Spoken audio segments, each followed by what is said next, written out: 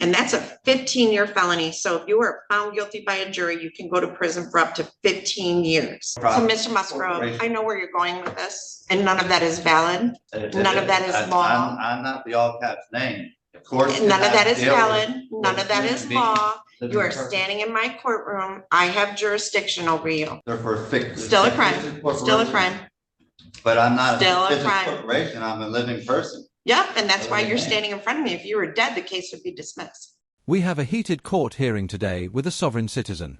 This guy is here for stealing over $60,000, and of course, he's trying to use the usual sovereign citizen arguments. But the judge is really funny and handles him perfectly. She has no patience for his nonsense. Let me know what you think about the judge, and if you like this kind of content, make sure to like and subscribe. Let's get started. So, Mr. Dagger-Margosian, how do you wish to proceed? Well, Your Honor, I am aware that Mr. Musgrove wants to present information to the court. I'm happy to be standby counsel if he wants to represent himself. Obviously, this court would have to go through the colloquy of that, but obviously it's Mr. Musgrove's legal right to at least ask the court to do that. So I'm here to observe at this point. All right. So, Mr. Musgrove, when you were at the bench or up at the podium before, you said that you were appearing on behalf of yourself. So, Mr. Musgrove, are you asking to no longer have counsel represent you? Well, what I'm understanding is that the courts is a private for-profit. So, Mr. Musgrove, I know where you're going with this, and none of that is valid. None of that is law. I'm not the all caps name. Of course. None of that is valid. None of that is law. You are standing in my courtroom. I have jurisdiction over you. So I tried to file paperwork with the clerk's office ahead of time so that you would have time to review it, and they denied me. I know what you're talking about. None of that is valid under the law of the state of Michigan or the Constitution of the United States of America. I don't get why sovereign citizens keep using the all caps argument. It doesn't make any sense to me. What does the case being in all caps even prove? If anything, it just makes them look like they spent 10 minutes Googling sovereign citizen loopholes and picked the first thing they found. Honestly, if they're going to argue that the court has no jurisdiction, they should just not show up at all. That way, the court doesn't waste time on this nonsense and can focus on the real cases. What do you guys think? Is the all caps thing as confusing to you as it is to me? Let me know in the comments, but let's get back to it. What do you mean it is? No. The Supreme Court says it is. What does it say it is? The Supreme Court says that we were at the age of 18, we were supposed to claim our minor status. Nope, not valid. Okay. So here's what I would say to you. Mr. Dagger-Margosian is, like most of our public defenders, exceptional attorneys and very well versed in the law and very experienced.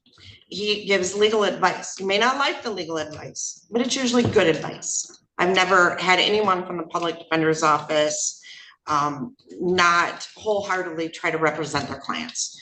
So what you are talking about is not valid, and it is not going to get you out of this case. You're not going to be able to say all those things because it's not valid.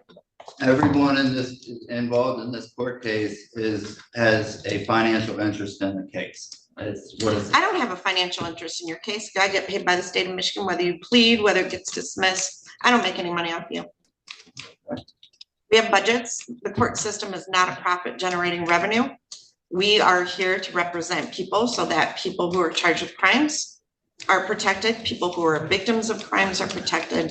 And that's why we have. But in order for there to be a crime, there has to be a victim. There is no. Well, there is a victim in this case. The victim would be the company. You are charged. I can't face actually. Just hold on. So your crime that you are charged with, which you are innocent as of this time, let me grab the right file, is failure. Oh, this is let me see.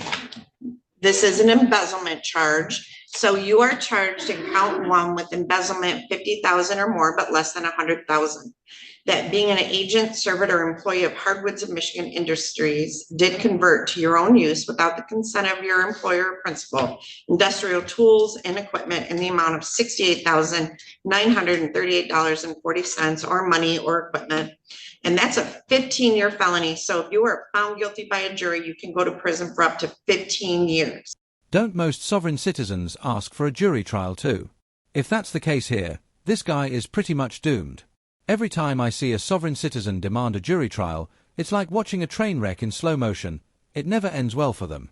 They get all tangled up in their strange beliefs, and the jury ends up thinking they're crazy, which they pretty much are. Honestly, I think this guy is on track to get the full 15 years. It's just a matter of time before the judge gets fed up and the jury loses patience. Do you think this guy has any chance in his jury trial, or is it going to be a disaster? Let's get back to this guy. You're charged in count 2 with using a computer to commit a crime. To facilitate the charge in count 1, that carries a maximum penalty of up to 10 years in prison. And the way the statute's set up, I can actually stack those possibly. So you potentially could be looking at up to 25 years in prison. So the victim that's alleged in this would be that business. Right, and I can't face that accuser because that business can't get on the stand for me to ask questions. And a third party. But their can't stand representative it. can. Yes, they can. Yes, They they can? can. Yes, they Okay. can. So I have 189,000 of student loan debt that was forgiven to be a lawyer. You do not. And Mr. Dagger Margosian, Mr. Isaac Sneed, all of the attorneys here went to law school to know the law, and their job is to advise you of the law. So Yeah, yes, but they they're can. Yes, They're you going can be by charged. everything, all the can't- laws and statutes that you guys go by Are for legal. corporations. They're for Still a crime. Still a crime. But I'm not Still a a business crime. corporation, I'm a living person. Yep, and that's why you're Okay. standing in front of me. If you were dead, the case would be dismissed. Yeah, the all caps name is that. That means nothing. That's not valid. It's Okay. not legal. right. So do you want to represent yourself or do you want to have an attorney to represent you? I need some time to think. Okay, so I'm gonna set this for another pretrial on March 20th at 8:30 in the morning. And Miss Adams, could I get a notice of hearing for Mr. Musgrove? This guy better drop the cranberry diet before his next hearing, because if he keeps this up, he's likely facing at least 10 years. Judges really don't like sovereign citizens, and after watching this, it's clear why. He's just making things worse with every word. How many brain cells did you guys lose watching this? Because I'm feeling lightheaded from all this nonsense. At this rate, I wouldn't be surprised if the judge gives him a permanent seat in the courtroom for all the trouble he's causing. But seriously, what did you guys think of this hearing?